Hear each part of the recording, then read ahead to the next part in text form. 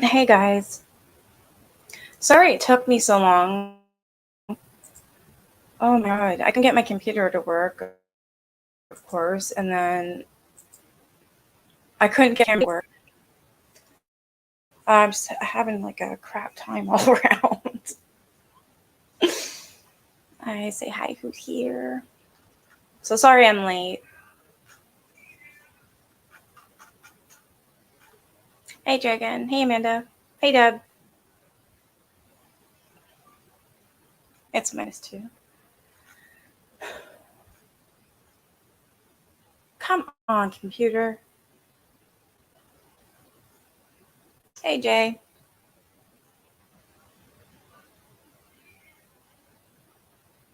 You need to visit what place, Deb? Hey Autistic. Hey Teresa. Yeah, I'm running late. Sorry, oh my god. Hey, Mama. Hello, Melanie. Oh, you made it. Melanie made it. That makes me happy. I hope you actually got a notification.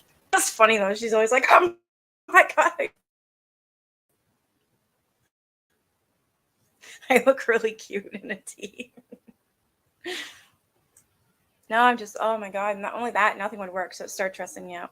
And then, I don't know. You ever get sometimes where you get stressed out or something so stupid and then it won't go away? I have high blood pressure, so I don't know. Oh, the hospital in the photo.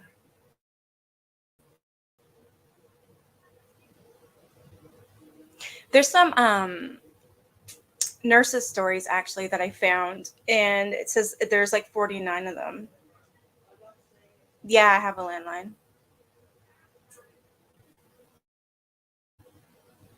49 of them. It says nurses share their terrifying stories. Yeah, one good. So that I could read a couple of them and then we can watch this,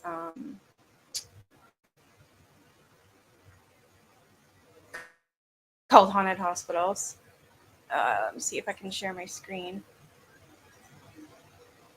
This is okay. So today, Sunday, is my lazy day. Well, not really. It doesn't make sense because it's my cleaning day. So I usually clean. That's like mopping and vacuuming, and then there's a nice big pork roast tonight. Oh come on! I'm gonna smash the computer. I'm telling you. So I did that, and I've been wearing my jammies all day.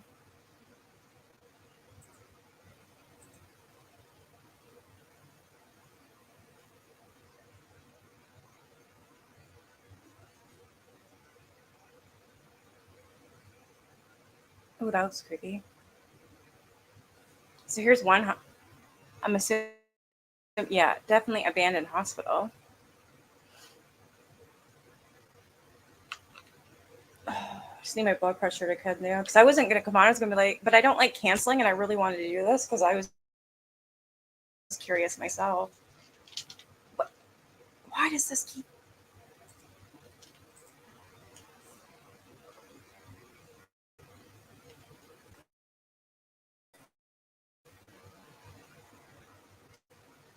Are you still sick, Jay? I'm sorry. That's awful. Do you have the vid? I know I have. Oh, never again.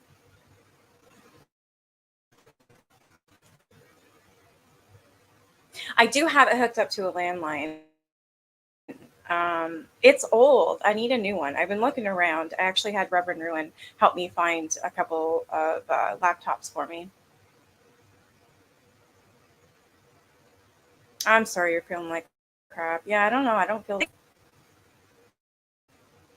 Hello, welcome back. Okay, so I'm going to read a couple of these. I'm live.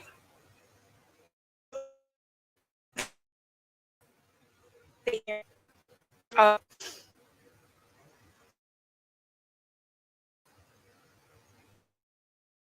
don't get mouthy with me. I'm your mother. So this is called.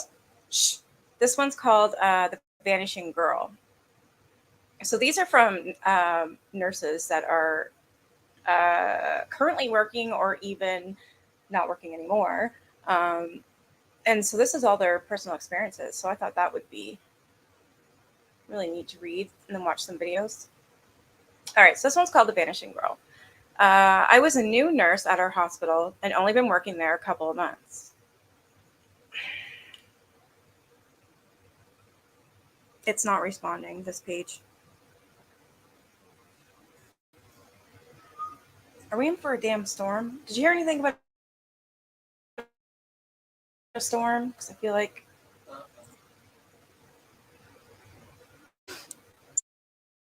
I brought a patient in the ER for an endoscopy, and they called back down and asked me to bring her family up because she only spoke Italian and not enough English, and they needed someone to consent for the procedure. After dropping them off, I walked past the waiting room to head back down the hall to the elevators. I took the back way to get to the ER, and the hallways are all deserted. It used to be the pediatric wing of the hospital, but that is all shut down for years, and the rooms are just empty and full of broken equipment and beds and crap. As I reached the old nurses' station at the T junction between the pediatric hallway and in the hallway that goes to the elevators, I saw a little girl standing across from the nurse hall. She had big pigtails, was wearing a brown dress, white shoes, holding a teddy bear. That in itself would creep me the hell out. I thought perhaps she was a family member who had walked away from the day surgery waiting room. I was concerned that she would go into one of the rooms and get hurt or lost. So I said, "Hey, little girl." Her vanished as I was about 15 feet away from her. Every hair on my body stood up straight, and I turned and ran like a bat out of hell down the elevator. I pounded that button for what seemed like an eternity until the elevator got to the floor. As I got back to the I walked up to the nurse's desk, white as a sheet, and one of the older nurses looked at me and said, "Jesus Christ, what's wrong with you?" I remember babbling like an idiot as I tried to tell them what happened. After listening to me for a moment or two, the nurse said, "Oh, you saw the little girl ghost. She's been around here for years." And I remember saying, "Well, thanks for telling me about it before this." Apparently, the ghost has even been seen down the ER, ducking in and out of patient rooms and peeking around curtains. That's creepy. My wife worked up on the seventh floor, and she said that one time on nights, a whole row of patient rooms started yelling about a little girl that was running around in the rooms. I guess she gets around. That is pretty creepy. That's like your typical um what I don't know, like ghost girl in a hospital standing there with old clothes on and a dress with a teddy bear. That's how I would always picture one anyways.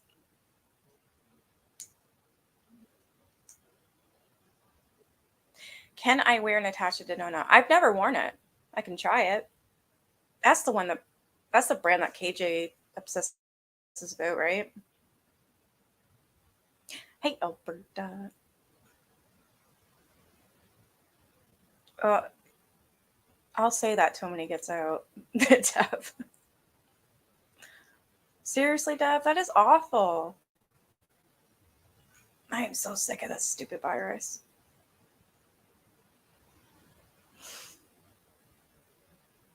Yeah, and you had it 3 weeks ago. Oh my god. It's first snow, now it's wind. Might have a fight.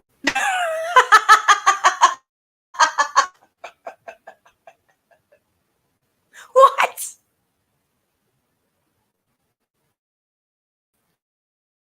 Oh my God. Is that you got the toots? There is snow today.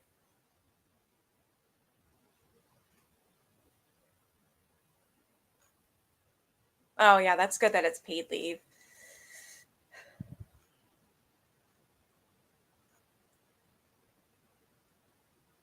I have a small pie pan you can have. I never touched it. Well, thank you very much. I'd like to try it.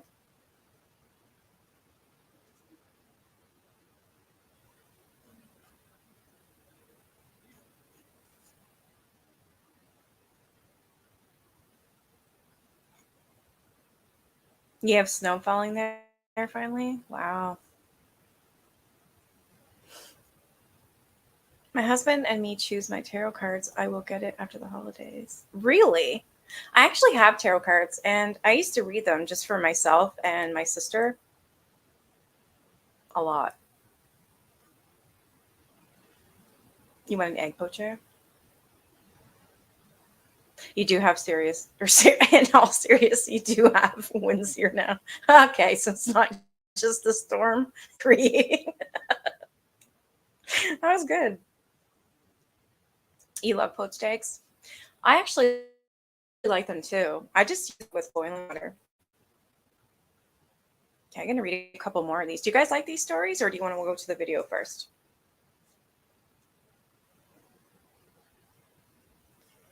My cat's beside me snoring like crazy. Yeah, it's where they're right. I know where I live in Ontario. I never know if I'm gonna get snowed in or not. I'm so thankful though. My neighbor uh, from over there, she brought two boys from the next door and then got my son out to shovel my driveway. I was like, thank you so much because I just can't do it anymore. I've got the long C, the virus, whatever I want to do. Oh, maybe I'll just read a couple more. Number two is called Like the Dead Are Living the Hospital. Leaving the hospital. Oh my God. Like the dead are leaving the hospital. What's a hospital? I work in intensive care, a small community hospital. We have a 9-bed unit that is completely closed off from the medical floor via two doorways. 2 nights ago, we were all sitting at our station charting when we all heard footsteps coming down the hall.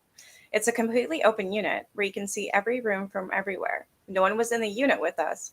CT is below us, and they close at 5 unless and emergency comes in. And we only have people on the second. The third is used as storage, so no one was above us. It happened 2 or 3 times. The last night, cupboard doors kept opening and shutting in the two empty rooms. I finally asked my coworker what the fuck was going on, and she just told me that it usually happens after someone passes. Oh wow. Especially if it was sudden. We had 2 codes last week and we lost, and I guess everyone has had weird stuff happen for a couple of days. Wish they tell us which hospitals these are.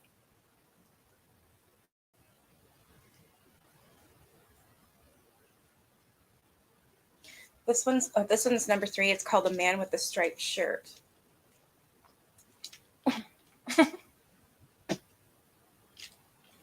Really? Not mine, but a fellow nurse of mine. We were talking about patients' hallucinations when he told me about this time he was walking past a patient's room, an elderly woman with dementia, and she was chatting up a storm with someone. He asked her who she was talking to, and the woman replied, "That nice man in the black and white striped shirt."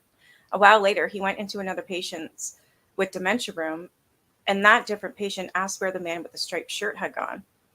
Huh.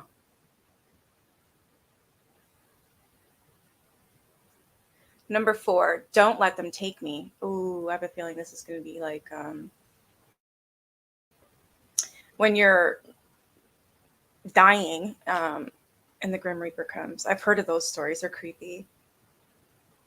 The best I've heard is from a nurse who said that one night she was floated to oncology at the hospital she used to work at. She was given a patient who was passing away and had been unconscious for several days. At one point during the night, the nurse went into the room and the patient was at the top of the bed and looked at her and said, "Don't let them take me." The nurse was freaked out and asked her who was going to take her, and she said that black thing up there and pointed in the air. The patient died within minutes. I've heard of that. That's creepy. That's what those hospitals are.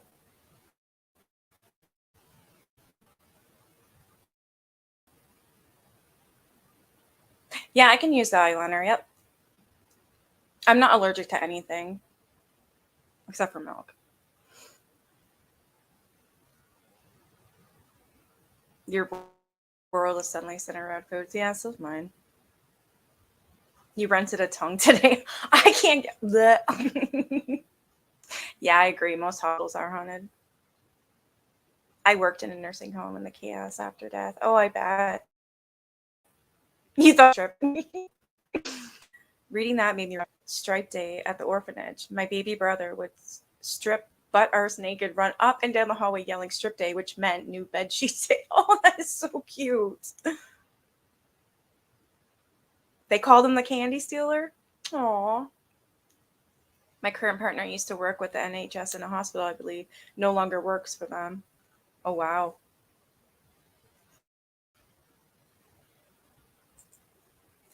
This one, number 5, it's called an unexplained black sheep. One night I was caring for a dying male patient. He was scared, and I spent quite some time with him, trying to calm and reassure him. Eventually, he calmed, and I left the bedside. Leland?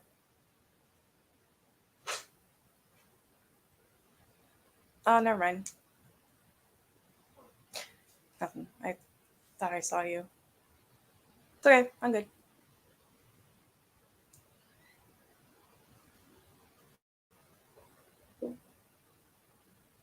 I just saw a ghost.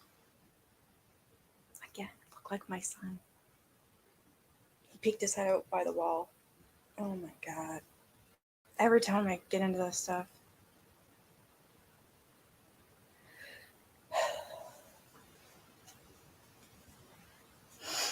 Okay, so he was scared. I spent some time with him trying to calm and reassure him. Eventually, he calmed and I left the bedside and went over to the nurse's station, which was about 15 feet away. As I sat down, I glanced over to him, and there was a black shape standing over the bed, looking down at the patient. I was terrified, and I'm sure it was something evil. Uh, Number 6, in 2 places at once.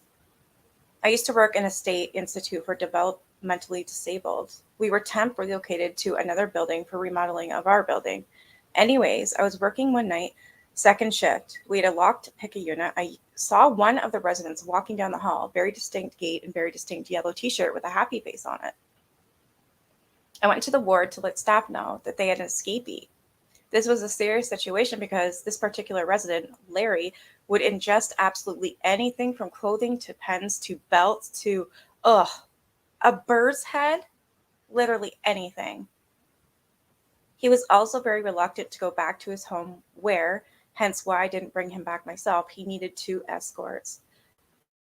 When we got back into the hall less than 15 seconds later, Larry was gone. We searched the entire building, outside, downstairs, all wards. He was nowhere to be found. This whole search lasted less than 10 minutes because I had an extra staff looking for him. I was just about to call the house supervisor to let her know that we lost someone when out from the bathroom walks Larry with one of the staff. He had been getting his bath in the bathroom for the last 30 minutes or so. Huh? Kind of freaky. I absolutely, without a doubt, saw Larry in the hallway. I never would have short staffed the wards like I did if I hadn't seen him. Like I said, very distinctive gait, look, clothing. I took a lot of Riesling that night. They all thought that I was crazy. Anyways, come to find out the next day, after the story goes around, that I am crazy. Larry had an identical twin brother who died in that building 10 years previously. Oh, wow.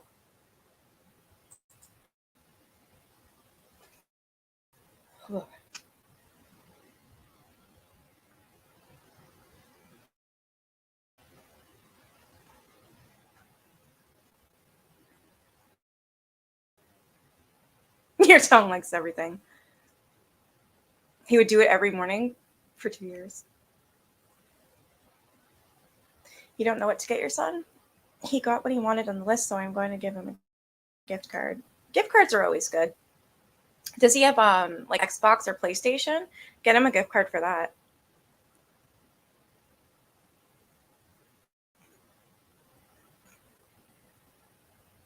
got your son a pocket warmer. That is so cool. That's pretty bad. I don't get scared or anything. I mean, I get creeped out, but to see something, it doesn't really get me anymore. Maybe that's why I was feeling all weird. I don't know. He loves this computer better. No, child. We had a black that were severely injured in a car accident. Lots of brain damage. She didn't die there, but was moved to another facility after weeks and weeks.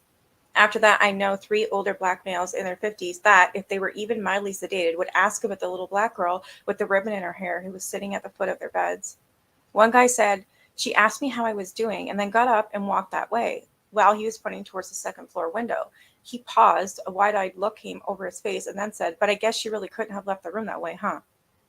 Personally, I think she was taking care of grandfatherly figures. That is cute.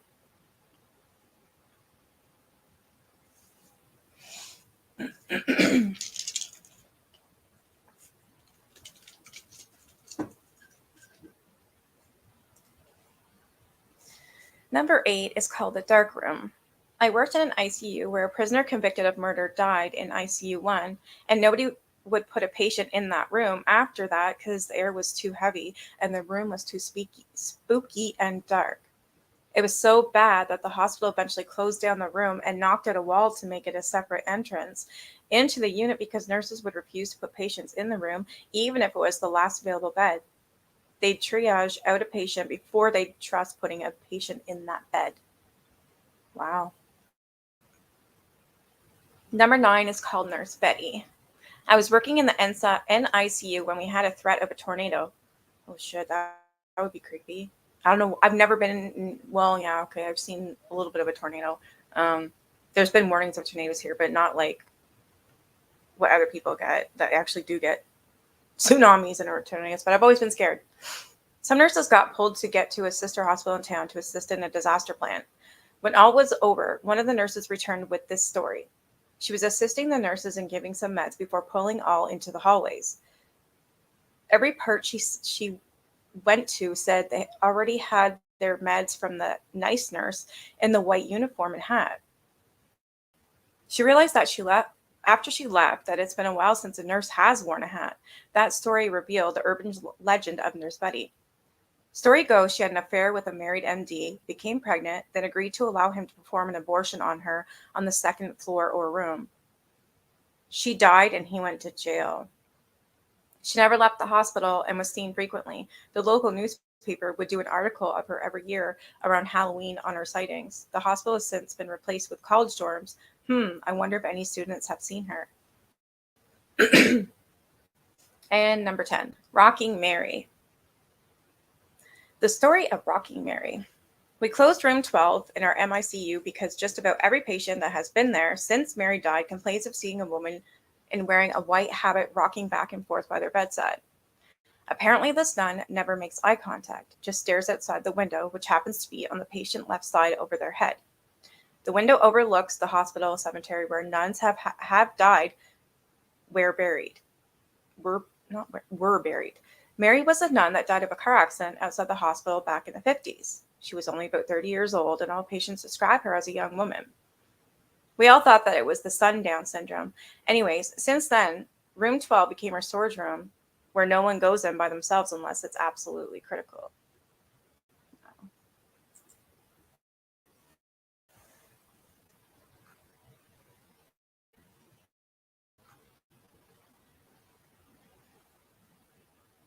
Yeah, even if he has a Nintendo Switch or something.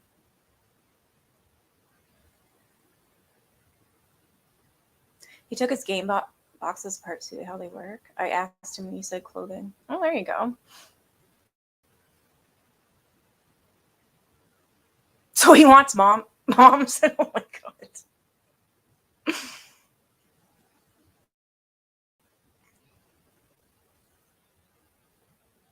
Here, I'll show some video. I just want to see if I haven't seen them yet, so I'm thinking I know what it is. The video I picked, but let's find out.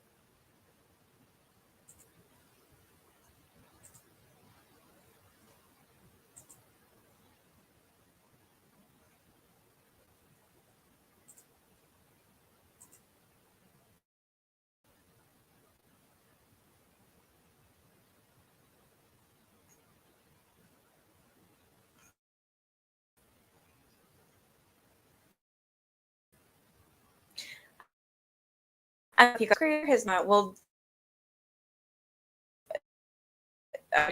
top 5, Frostmere, Chills. I cannot watch Chills. I don't care who you are. You can tell me you like him. That's fine. That's awesome. But I'm not playing no Chills. I can't with his voice. And I swear he does it on purpose to piss people off.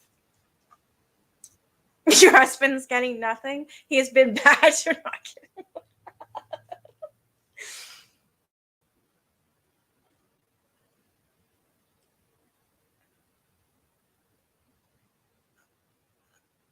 That's funny. All right, let's check these ones out. There's 3 of them, 3 hospital horror stories.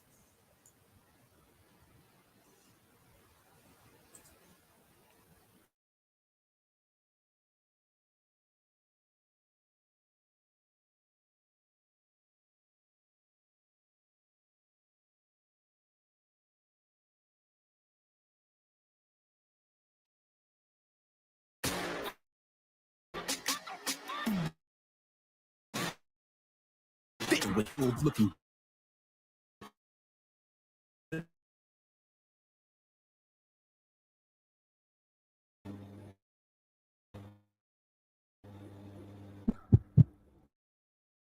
I've worked as a nurse in multiple hospital facilities. The current work I worked at a geriatric hospital 30 minutes from. I had experience working with older patients before, so this was nothing new to me. I had been working at this hospital for only a couple of weeks, and you'll soon understand why. This was on my second to last shift at this hospital, unbeknownst to me at the start of that night. I was working the graveyard shift, and I was running on negative hours of sleep. I was assigned to the Alzheimer's ward. The patients in this ward absolutely adored me. My presence as a young girl in her 20s among the residents of this ward who were otherwise left to themselves to float around in their minds, I'm sure saw me as a breath of fresh air, someone who could tie them to the now or to the everyday. If you're less places, but with someone in your space, you're tied to that moment in time. I was dealing with a number of patients that night, but one was a little more restless than the others. Her name was Lena. She kept telling me anytime I asked her about the voice she kept hearing and the man dressed in black she kept seeing in the corner of the room. The other lady in her room requested her curtain be closed before my shift started. She was a sweet lady that smiled whenever I was around her, but she didn't say much and was very forgetful. Since I started my shift around 9 p.m., most of the patients were asleep by 11, but not Lena. Whenever she called me into the room, she'd be frightened of these alleged voices she was hearing and the man in black that kept staring at her in the corner of the room. Not gonna lie, it was creeping me out a little. I believe that in her mind she was seeing and hearing these things, and I sympathized with her because I imagined them to be very scary. But still, I tried my best to calm her down and get her to go to sleep. I didn't want to turn on the TV to calm her down because I wanted to be courteous of the other patient in the room. I held Lena's hands and told her it's okay, to breathe and to relax. I reminded her that she wasn't here alone, and I was always just a call away. This seemed to do the trick. Lena relaxed for a while, and the next time I came in the room, she was asleep. Once most, if not all, the patients are asleep, the night goes much slower. Time almost moves in reverse. An hour or 2 later, I was in the linen room stocking my cart when I heard something in the room. It was a relatively small, dead quiet room. I had the door closed too. That's why hearing another noise was weird. I turned, saw nothing, and resumed stocking my cart. Then I felt what I can only decide to be a hand on my shoulder. I looked at my shoulder, jumped, and screamed, but there was nothing on my shoulder. There was no one in the room. Yet I knew I felt something large basically grab my shoulder. I went out in the hall for a second to peek my head. No other nurses in sight. Dead quiet. I had nothing else to do but resume what I was doing. I continued stocking the cart until it was full. Then I turned to face the door, and I fell to the floor and started screaming as my heart was immediately in my throat. There was a man dressed in black standing inside the door, looking through the glass, smiling. My screams were loud enough to wake the entire ward. The man disappeared out of sight through the glass window of the door. Seconds later, the door opened and one of my... Hell no. No, that's creepy. That is friggin' creepy. Who is Chills? Yeah, Dragon knows. Dragon, do you not agree with me? His voice is annoying. We'll go over there tomorrow. This guy, you don't know how to do Chills. You do it. You're better at it than me. Number 17. we see Burger King foot lettuce one. No, I'm not doing that one. Okay. Wait, how's it? So annoying. Number 15. Number 15. You go to Burger King to get a Burger King foot lettuce, like a Burger King foot fungus. It's just irritating. It's so number 20. it's annoying. And he tells us stories like that. There's no like up in the voice or low in the voice. It's number 16. My attention is divided. I don't think most are here are aware. Like it's trust me. A ghost walking across the room. Check out Really Haunted. Oh, no worries, Alberta. I'm an advocate, and right now I have oh no. Oh hell no, no, Estella. She's no. Don't even worry about being in here.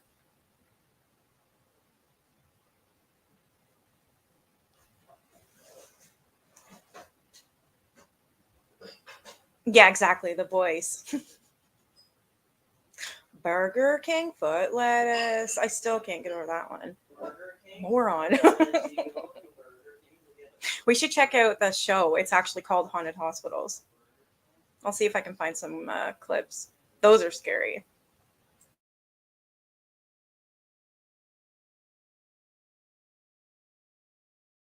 Nurses came in for us. I was hysterical.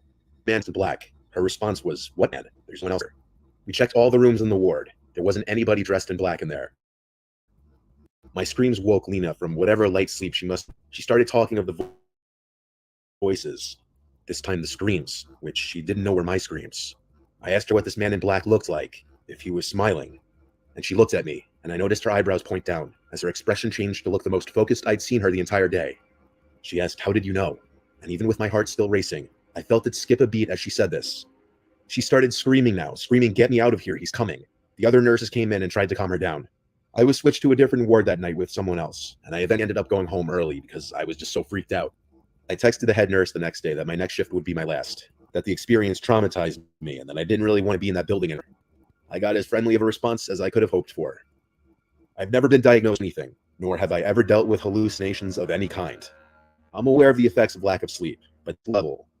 I don't know if my mind started playing tricks like Lena was telling me all night, but the feeling of the hand on my shoulder, the image of the smiling man behind the glass door, matching the description the patient kept giving multiple times. This was one of those once-in-a-lifetime unexplainable supernatural occurrences. At least, I hope it was in a lifetime. Before the next story, I want to thank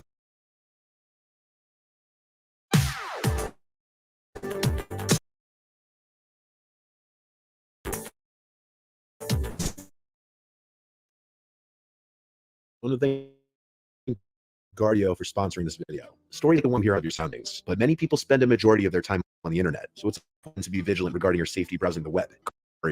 By using Gardio, everybody's encountered danger. Surprised when Gardio showed me all and secure browsing experience. Go to Guard. 3 years ago, I contracted bacterial meningitis. I live in South Florida. I don't believe there was an outbreak going on or anything, so I'm not sure how I caught it or who I could have caught it from. I started developing real. That's what I had was bacterial meningitis, and it almost killed me. That's crazy. I wonder how old this person was. I was 24.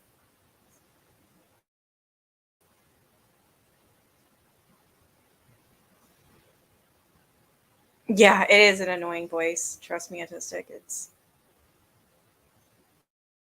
Oh. Yeah, apparently that is his natural voice. You're right, Alberta. That's what he keeps saying. He's like, I'm not doing anything different. That's his voice. It's just so annoying. No school for 2 weeks. I hope, honestly, good news for you, Alberta. I really do. Fingers crossed, and I'll send good thoughts.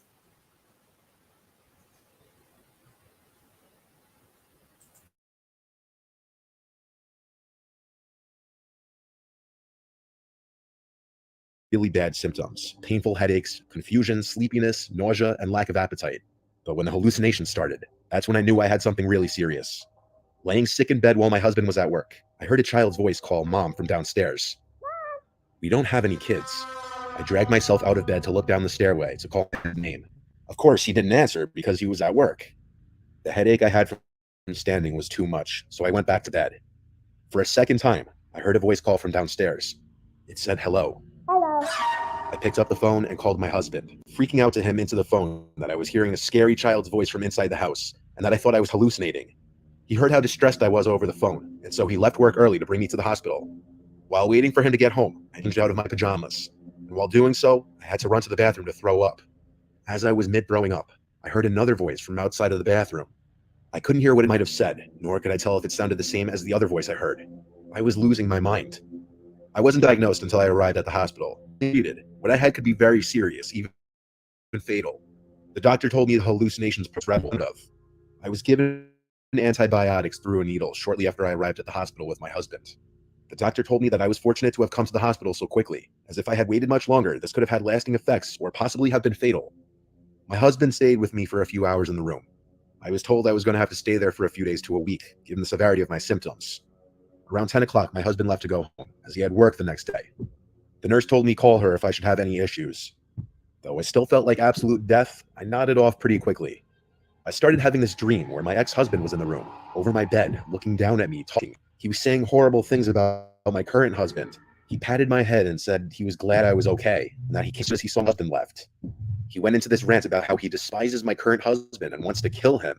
He kept rubbing my forehead, then left the room. I had bad dreams about my ex-husband because of how toxic and abusive our marriage was, and why it ended, which I'd rather not include. I woke up in this drowsy, light state through the room. A chair pulled out of my, but no one was sitting in it. It wasn't like that when my husband left. It was still the middle of the night, so I went back to sleep. I woke up the next morning to the nurse in the room. I told her about the weirdly vivid dream I had, and she laughed and told me it wasn't a dream, that my cousin came to visit me last night. I told her I don't have any cousins that live in this state. She looked more serious now and said, "One who said there your cousin David visited you late last night." David was the name of my ex-husband. After explaining better, the nurse got a doctor. The doctor told me the antibiotics may have caused delirium, which hindered my ability to recognize sleep from wakefulness, hence why I was so vividly hearing what David was saying. I called my husband to tell him what happened, and of course he was livid and concerned. He came back again that night after work. But that day, I texted David, asking what the hell he was thinking visiting me, and how did he know I was in the hospital. My text delivered, but he ignored it. I sent a follow-up, telling him I heard all of his threats towards my husband and that I'd be getting police involved. And minutes later, he responded saying, "I never made any threats towards your husband. I was simply there when I heard what happened to make sure you were okay. You must have heard things in your sleep." I responded, "Stay out of my life or I'll get police involved again." He didn't respond after this. I never told my husband about the threats I heard in my drowsy half-asleep state, because I didn't know if they were real or not. With the mix of the antibiotics and my already having weird audible hallucinations the day before, I don't think it's impossible that what I heard wasn't actually what was said. But I could be wrong. I left the hospital the next week.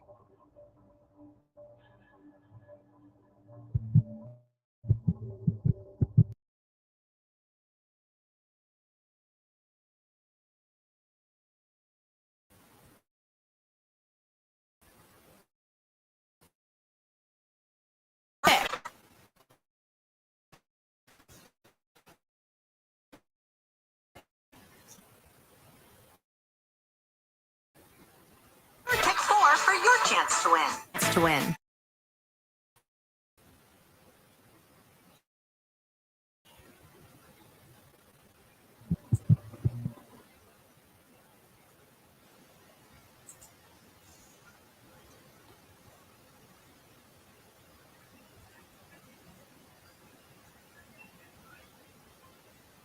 You were 24 when you almost died too? That bacterial meningitis is no joke. I don't like it. Kind of reminds me of what I experienced. I don't know what it's called, but when they have to put a tube down your throat, apparently they put, well, not apparently, I know they did. They put the mask on you and it takes your breath away. I didn't know they were doing that. I thought it was going to help with me breathe because I couldn't breathe. So I thought they were putting oxygen on me again. That wasn't the case. So I thought they were trying to kill me. I didn't know anything like that existed. I did not know that you get your breath taken away in order to get a tube down you. I don't remember that. I was out. I was out for a long time in intensive care. I was in the hospital for over a month. It was really bad. But I never did hallucinate, but I did in my dreams, I guess you could say. But that's because I heard people talking. The dreams, oh my god, because they have to put you in a coma. Yeah, the dreams are horrible. Hey, Mousy. You have over 50 pens, woman, and you want more?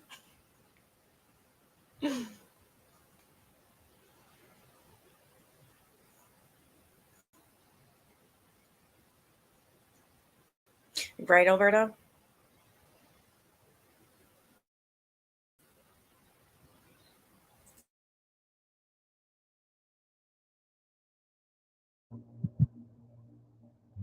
I once matched this girl that I'm still friends with on Tinder named Francesca. She seemed cool right from the bat. She had a sleeve of tattoos on her left arm, and she had in her profile that she loved to work out. One of her pictures was taken on the rooftop of this cool looking building with a sick view. I asked her where it was. Abandoned hospital on the edge of town that's super cool to explore at night and super easy to get into. There's usually one cop patrolling the huge parking lot at night to deter trespassers, but she said it was super easy to circumvent. She came up with the idea of us going there together as our first date of sorts, if you want to use the word date. I was totally on board with it. She seemed cool, and it seemed like a cool, different kind of way to meet someone as opposed to the usual let's get drinks. I picked her up from her house 10 minutes away. Then we drove the 20 minutes to get to the hospital. Those 20 minutes gave us a nice chance to get to know each other a bit and get comfortable with each other's personalities for a little. When we got to the hospital, she told me to park on the dead-end street hidden by a bunch of tall bushes, which was a 5-minute walk to the inside of the hospital. We hopped this little barrier separating the road from the hospital parking lot, and then we jogged across the wide-open lot towards the grass right next to the entrance she had always used. She led us to this broken window to the hospital. It seemed kind of creepy, but I saw this. I was glad I wore raggy jeans like she told me to, because I knew I was going to rip them on something. We used flashlights. We didn't bring any special heavy-duty lights or anything. She seemed to know this whole hospital like the back of her hand. She led us to the stairway to the upstairs. I gotta say, being alone with one other person in a place like this at night was very scary, but I had no idea how scary it was about to get. On the first floor, Francesca kept talking so loud that I almost wanted to tell her to shh. I was paranoid we'd be found out because of her voice. Down the corridor we were in, it sounded like a door was opening or closing. Something echoed down the corridor to us. She heard it too and went silent. I asked her in a whisper, "Is it normal for others to be here?" And she said sometimes, but not really. We turned off our flashlights and waited. Suddenly there was a bang, much closer to us now. We both scrambled in the dark. I followed her, barely able to see. We made it back to the stairway and ran up the stairs with our lights back on. When we were a couple levels higher, we felt it was okay to speak at a normal volume again. Francesca told me the police never come in here, so it may have been other explorers. But the weird thing was there was no sign of another light in that corridor. Nobody normal would be walking in the dark. Then we heard sounds echoing from the exit stair shaft, where we just were. Someone was coming up the stairs. Once again, we scrambled. She led the way, saying she knew where to go. We ran for a few minutes through this maze of a building. I was truly freaking out. It seemed like we were being followed, and I wasn't sure if I would rather have it been the cops or someone else. She led us to this mini outside spot. We weren't on the highest rooftop, but I guess we were on what you would call the rooftop of this level. We stopped to catch our breath. The whole being followed thing was killing the vibe completely. Even she seemed concerned, and I looked to her as the expert with this place. After a few minutes, we relaxed a bit and went through this broken window into the ceiling of this one large room. This part was scary because she wanted to walk along these long, narrow wooden planks with a 10-foot drop below us. A fall from this height would cause injury, but I didn't want to seem like a pussy. I followed her across this sketchy long wooden board until we got to the top of this pillar where one board stopped and another one started. We sat on this pillar to just chill and talk, with our legs dangling over the edge overlooking the darkness below. It was creepy in there, and I thought we were all alone, until there was a sound from below us. It sounded like someone walking. Our presence was already made known to whoever was in there, so we turned on our flashlights and aimed them down below. And right below us, standing at the pillar, looking up at us, there was this 40-something-year-old man in a black Carhartt beanie, wearing a black jacket and black sweatpants. He smiled at us and said in this creepy, deep voice, "Come on down," as he was waving us to come down. I asked, "Are you police?" He disregarded my question as if he didn't hear me and repeated, "Come on down," with his creepy smile. Francesca and I got up scared and started walking back across the narrow piece of wood. I was even more scared of falling now than before. I had no idea what that man would do to us. As we were about halfway across, the man hurried out of the room below us through a door. He was most definitely going to try to catch us. We had to hurry. We made it across and tried to get out of there, knowing that man was dangerous. As we were running down the shaft on the opposite side of the hospital, we heard the doors above us open and slam shut. And then footsteps stomping down the step. He somehow had... We were hauling ass as if we were running for our lives. We made it back to the first floor, and we ran back to the opposite side of the hospital where we entered from. We went back to the basement and climbed the broken window. The whole process of that window, as I went out second, happened at any moment. But I think by that point we lost man. We ran back across the parking lot, and when we made it, first thing we did was lock the doors and catch our breath again. That was a complete nightmare, and somehow, us getting through it together created a sort of instant bond between us. We drove away from there and stopped at a Wendy's to get food and just collect our thoughts in the car. We chilled for an hour just talking, and then I dropped her off. Francesca and I have stayed in contact through the years, and while we were romantically involved for a few months, we ended up just staying good friends. Neither of us ever returned to that hospital again.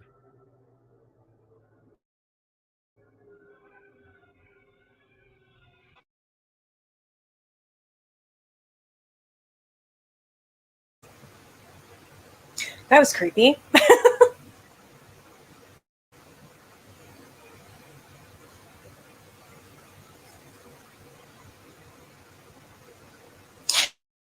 Yeah, that's the never-ending dreams. Exactly that, Alberta, because you can't wake up. And it's scary. Like I remember mine were I don't know, maybe it's because I love animals. There were cats. But these cats had something wrong with them and they were big, like really big. And it was like they were one was red, like blood red, and had black spots on it. It was, I don't know, it sounds stupid, but it freaked me out. I remember these orange glow in the dark worms were on my wall and it said Happy Halloween. I don't know. My brother apparently was there. He didn't show up. My brother was never even there, so that was weird. But I heard him in this nightmare, and he got in a fight with the doctor, punched him in the face, threw beer bottles, and got hammered. And my brother didn't even come and see me, so that was weird. I don't remember. Like, yeah, my dreams were weird.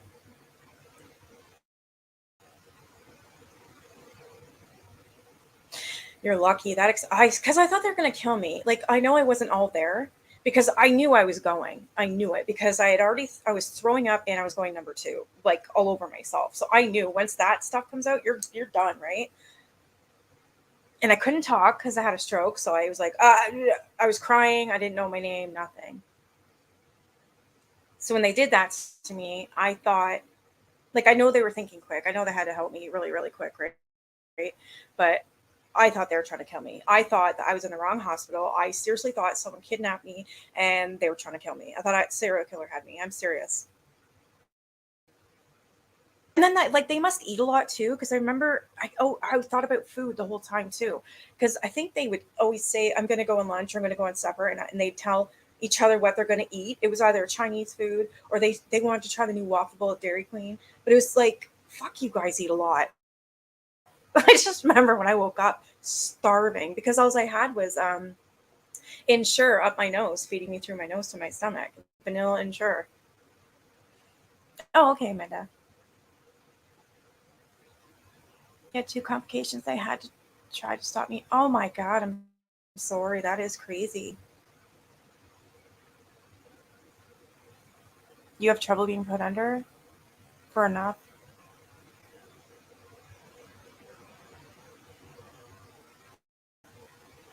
That's probably why you're still here too, Massey.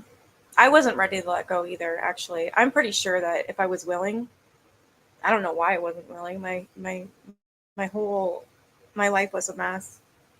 There was nothing for me actually, so I don't know. I don't think I must not have been too willing.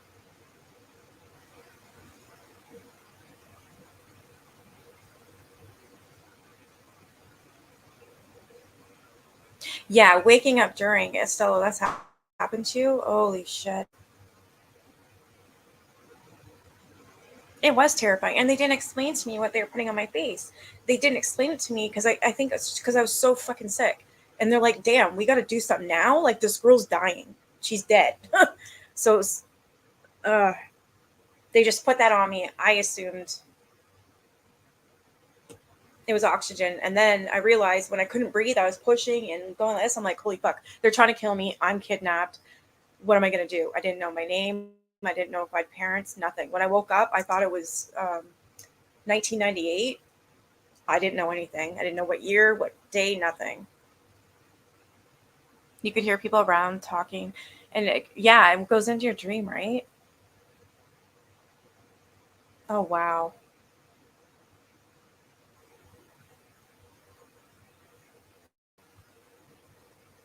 That is scary. Oh, shit. Really, Messi? Wow.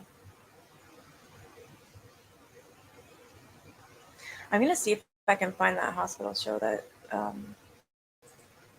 I think it was on here. Disturbing cases of real killer Santas. Really? This video will make you hate caves. 3 scary real Christmas horror stories. Oh my god. I think that's what it's called, haunted hospitals.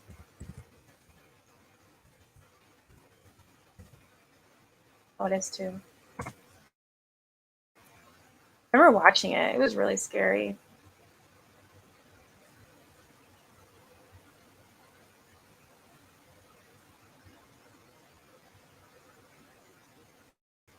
Yeah, I've been weird. They are pretty scary episodes, actually.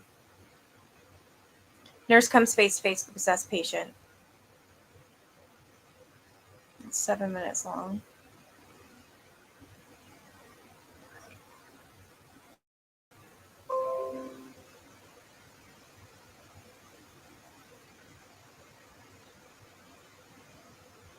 Of course, BuzzFeed. 5 years ago, the haunted halls of Waverly Hills Hospital. They go to it. You guys want to watch something funny-ish so we're not scared? Or I can play one of these episodes.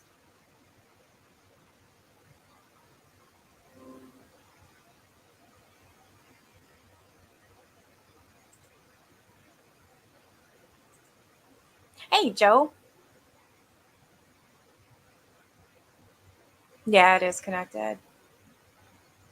You too, Mousy. It's scary. Like, Alberta's always sick. Oh my god, like this girl can't catch a break. Welcome back, Deb. Watch the UK's Most Haunted. It's nuts. Okay, let's do that.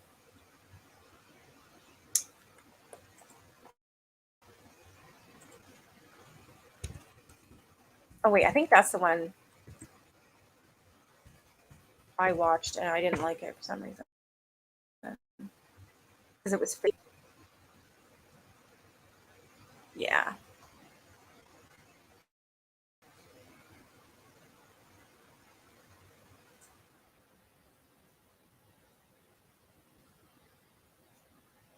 Yeah, I didn't care for this one. With this chick.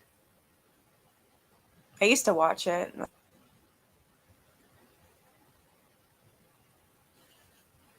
Inside Britain's most haunted pub where shots fly away on CTV and gin bottles pop open. Let's watch that.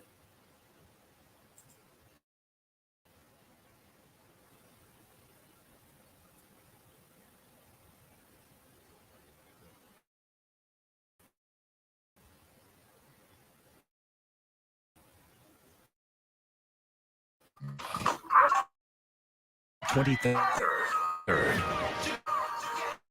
You're. No, I can only. People can believe what can only.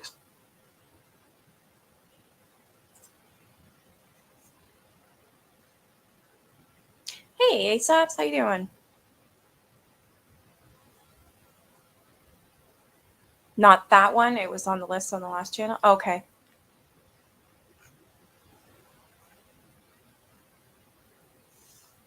What about this one? This one this one right now, Alberta, that I have on? It's from the news station. I think it shows CTV footage of bottles popping off and stuff like that.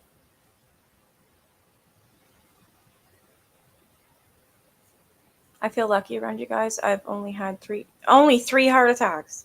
Holy shit. Yeah, I remember you were telling me about that cocaine thing.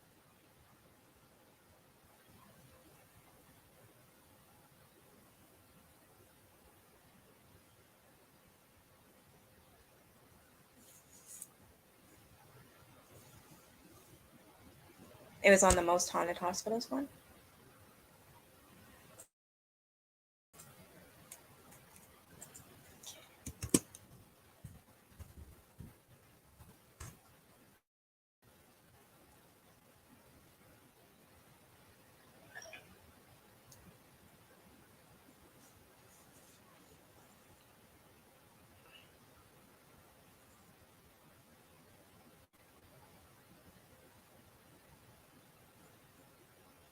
This one?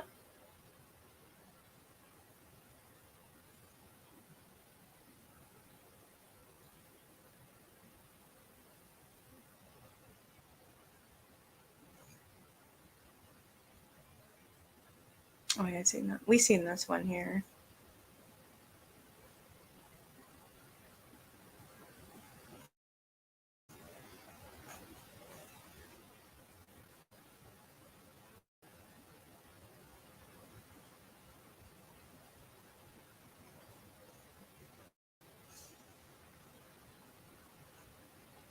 Where'd that one go?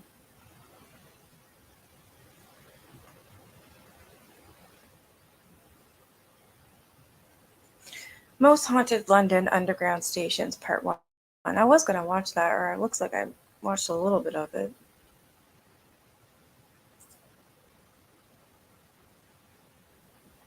This one too? Okay.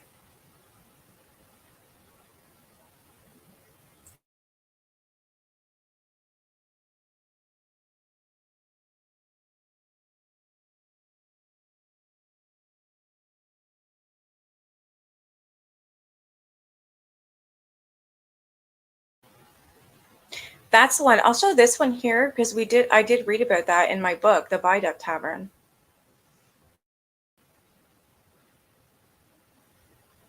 I had an emergency C-section as well. My son was a preemie. Jesus, Lord.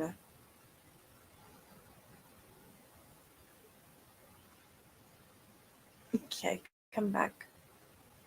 All right, we'll check this one out. It's about the Viaduct Tavern. I don't know if you guys remember. I was just reading it in my book, the Haunted London book.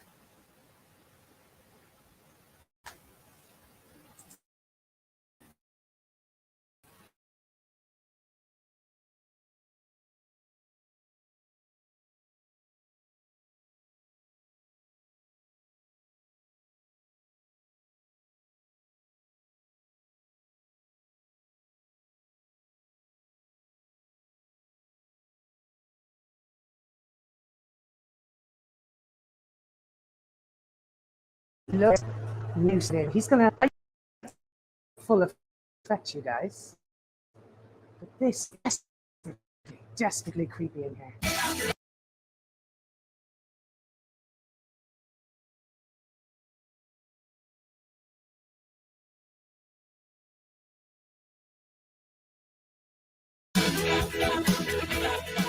Hi everyone, I am back, and today we are delving further into the dark, mysterious, and haunted London. Today, ladies and gentlemen, I'm standing in the courtyard of Saints about Newgate. Stunning history in this area. So much to see. We're going to reference the Old Bailey, Smithfield, but today, the highlight of this tour, I'm up in one of the most haunted pubs in London. I want to take you around a stunning gin palace, one of the last remaining gin palaces. A lot of history to cover, so many old prisons in this area, haunted by ghosts. We'll be speaking about spectral sights. We'll be speaking about, again, not like me. We'll also be speaking about judges in the area. Just so much more history coming up. Just stay tuned, but this is going to be a dark one. Bit scary ones. Whether or not you believe in the world, most of what I'm going to say is by showing you one of the old in this area. This is St. Sepulchre Church without Newgate. It's actually the resting place of the, well, alleged fifth wife, the Slur, Catherine Howard's lover, outside in this church. Also, for my American friends, it is also where the governor of Virginia, my apologies, Captain John Smith. So John Smith is buried in here of Pocahontas fame. But what's most interesting about that is if you head inside this stunning church, you will see in a glass case on the altar what is called the execution bell. Now, the execution bell is with execution. Yes, welcome to the channel, but a lot of you have seen my Old Bailey video.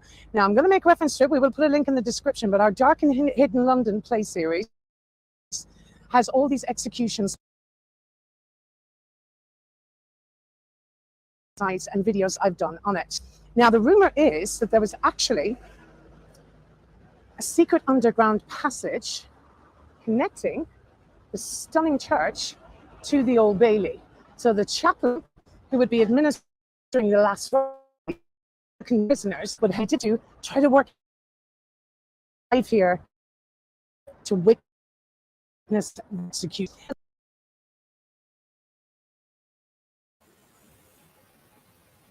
There it is there, the Viaduct Tavern, and you can see it on the left-hand corner.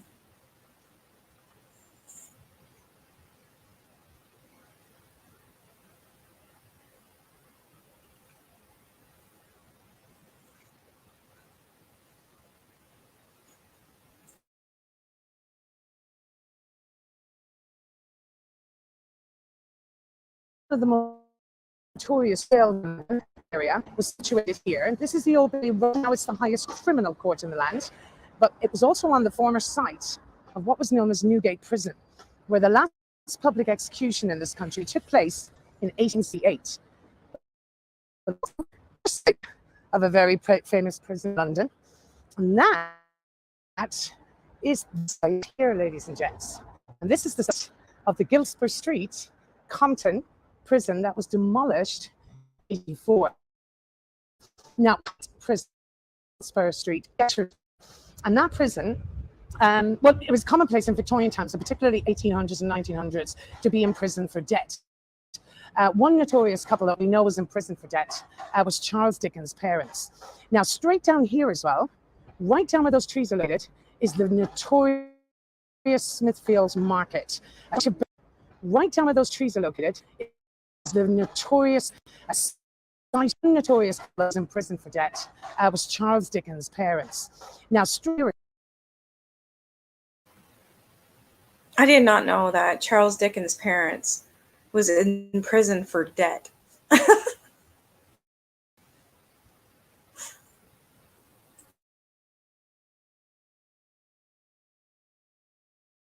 as well, right down where those trees are located, is the notorious Smithfield Market, a site of butchery of animals and human beings for over 1,000 years. Again, one of the most famous execution sites for medieval times.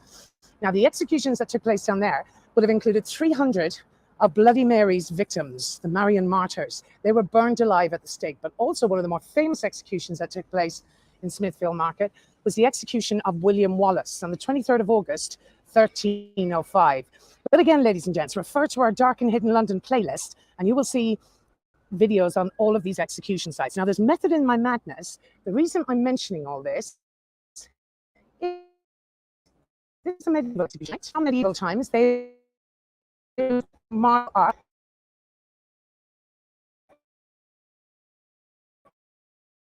again in a Glass Bailey, and the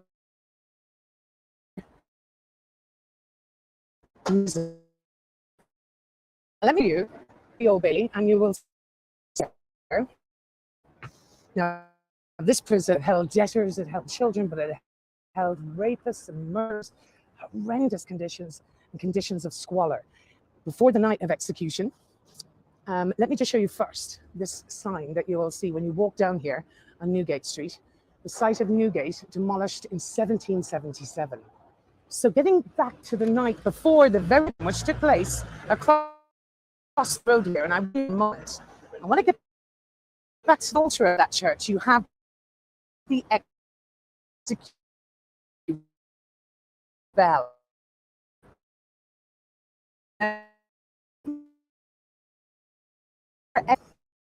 Yourselves in time repent, that you may not to eternal flames be sent. And when Saint Sepulchre's bell tomorrow tolls, the Lord above have mercy on your souls. Past 12 o'clock.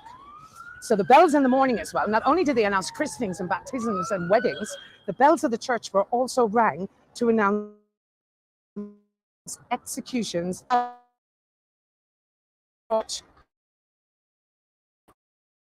to the suspended at Tyburn. They returned the executions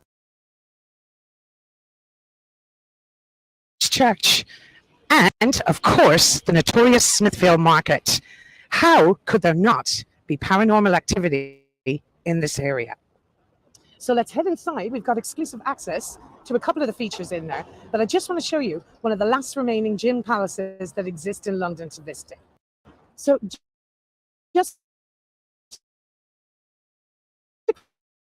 quick mention to act regular.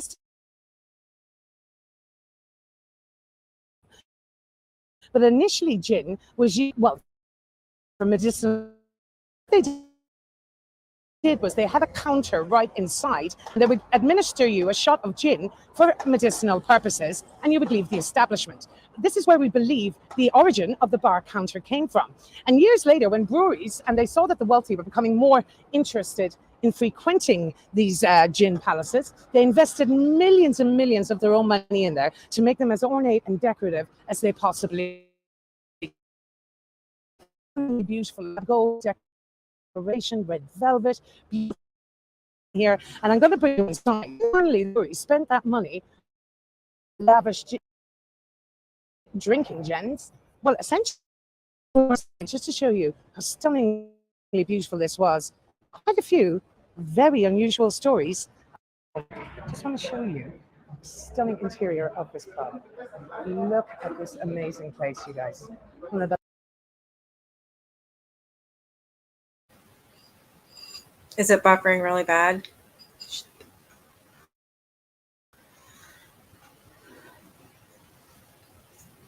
A lot of people are in prison for debt? Really, eh?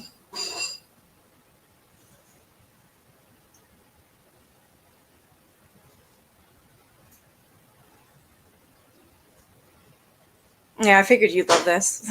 Dragon. So did mine, Alberta. Yeah, because they were preemies.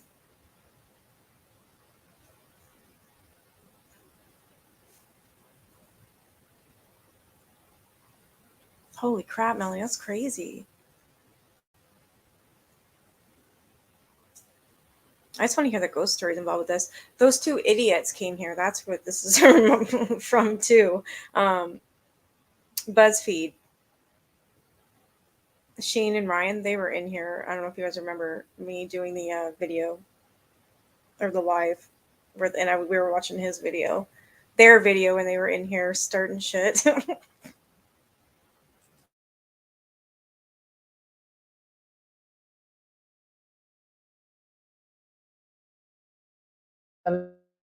trying.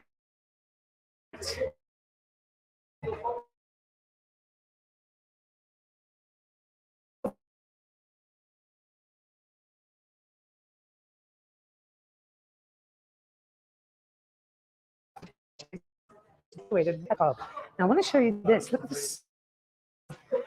So to give you an idea, even the landlady didn't even trust on bar staff. What you do, she would sell gin tokens at this booth. All the money that was exchanged inside in the establishment had to be exchanged for tokens inside this booth.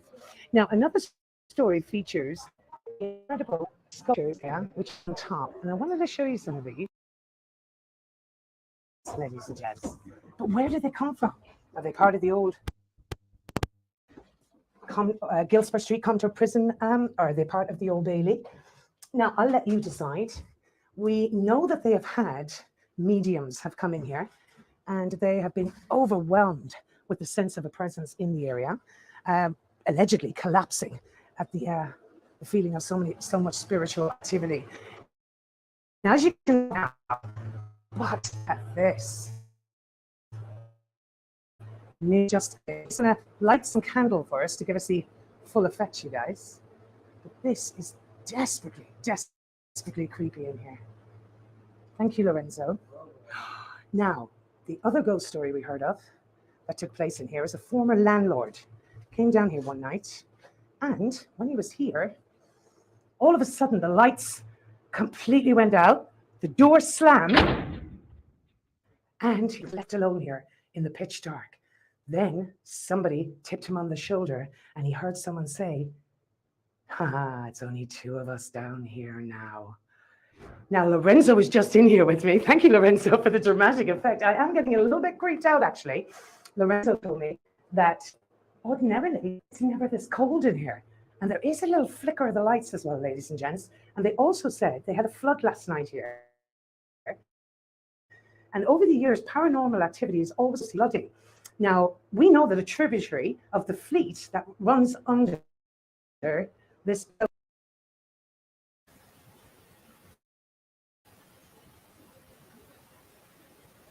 You are back. Sorry, it's buffering. That was the same seller that, do you remember, Teresa, the video I was showing you with the the two guys from BuzzFeed, Ryan and Shane, and they went down there and then they went into the one room alone. Idiots. Oh, you shed a lot, my dear.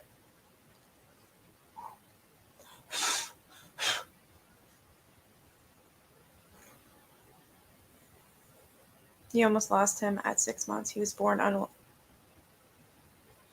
That is scary. Pizza time? I could go for pizza.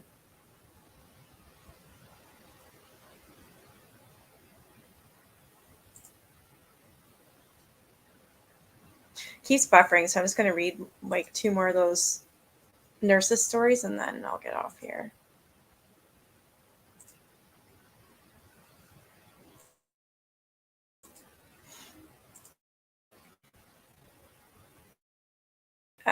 Number 11, lingering spirit. We had a patient, a chronic CHFER, always on the call button, hated being on fluid restrictions. You know the type. The nurses have to take turns during the shift answering the call button so the primary can actually do the other work. And this was frequent flyer because he was very chronic, very borderline, and the hospital was the only place he wouldn't fluid overload. I don't really know what that means. I work 7 p.m. to 7 a.m. He died about 8 p.m. Oh, the look on his face like, how could you let me die? Like it was our fault. Anyway, family came and gone by 9 p.m. Funeral home gone at 9:30 p.m. About 10 p.m. the call button starts going off. I was there, call button going off every 5 minutes. One of the nurses was a very spiritual girl. At about 2 a.m., after like 4 hours of this, Nurse Mary snaps, enough. She walks down to the room and practically screams into the empty room, Mr. X, you have died. You can't be in here bothering us anymore. Move along. In the name of Jesus, I'm exorcising you from this plane of existence. Go to the light and be happy.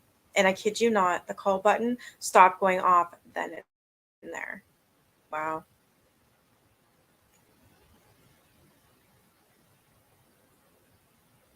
Number 12 is called The Lonely Ghost.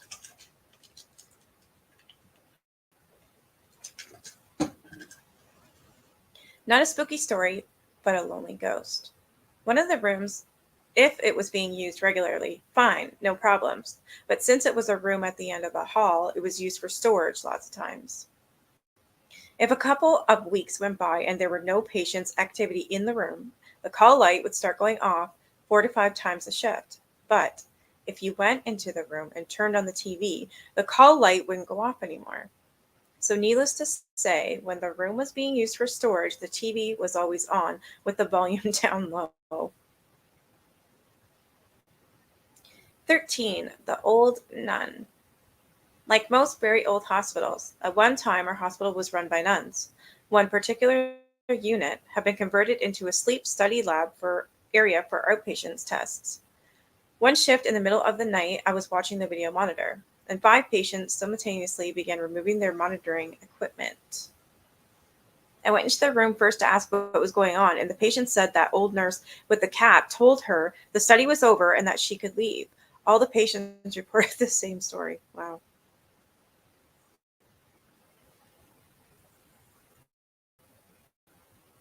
All right, I'll just read 2 more. Number 14, it was identical. I work on a coronary care unit with mostly post-heart attack patients. My charge nurse told us the story. Not sure if she's just messing with us, but she sounded serious. So our unit was empty. We consolidated our last couple patients into the ICU because we had low PT census. My charge nurse was over in CCU at the nurse's station doing something on the computer. All of our rooms were empty. She heard a bedside monitor alarming, so she went into the room where the noise was coming from. And there was an EKG strip coming out of the bedside printer, which we never used. And it was a long continuing strip of clear BTAC.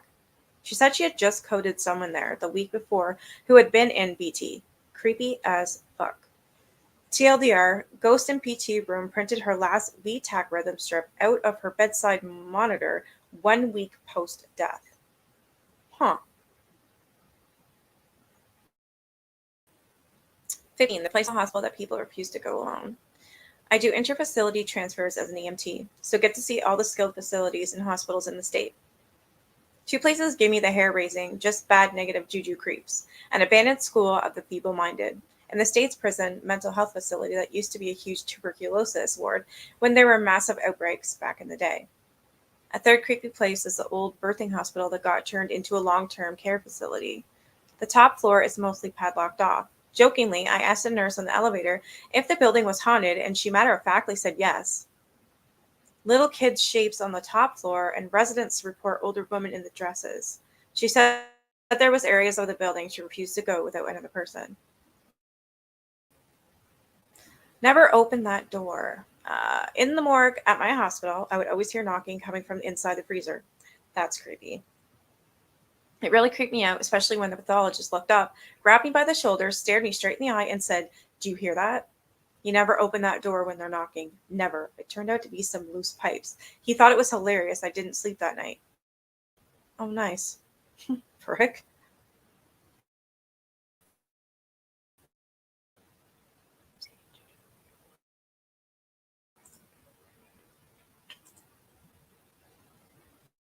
Maya?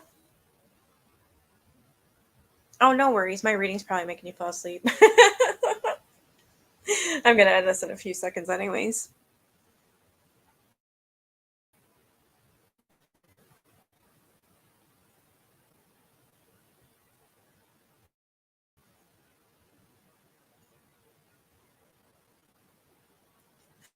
Every time I see that bullfrog, I'm like, Jeremiah was a bullfrog.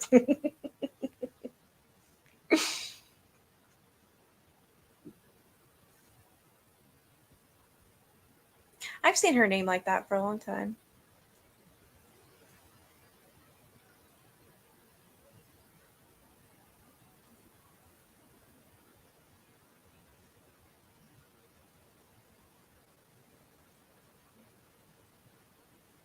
He was a good friend of mine.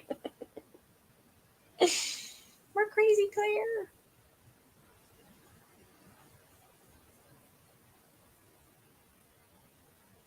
This is what you got where the name came. That's where the name came from. That wicked tea. You were right, Teresa. I, however, am a dumbass. There's my cat. My lap. She's obsessed.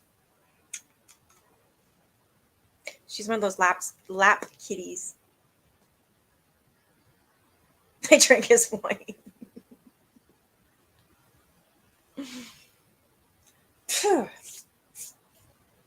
I just brushed her the other night.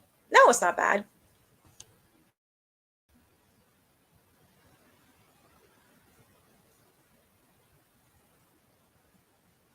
All right, I'm going to head off of here. It is Sunday night, so I'm going to try and get... Well, actually, I've done everything. I'm going to get a snack, though. Now I'm hungry again. Okay, I recognize your picture, too, but I couldn't put the name with the picture. I'm glad you mentioned something. I hope you guys enjoyed that a little bit. I love reading those stories. They're pretty cool. Oh, yeah, I got tomorrow's Monday. I have a live tomorrow at 7. Reading the Tears of Rage book again. Still, I mean.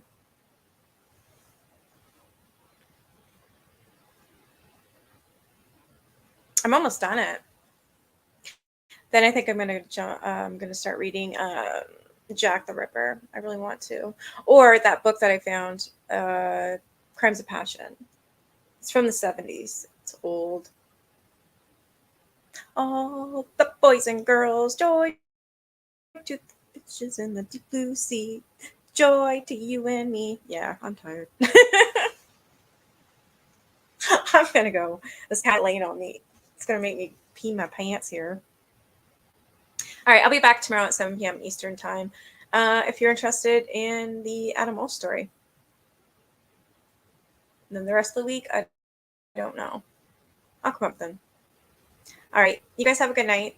I'll be back tomorrow at 7.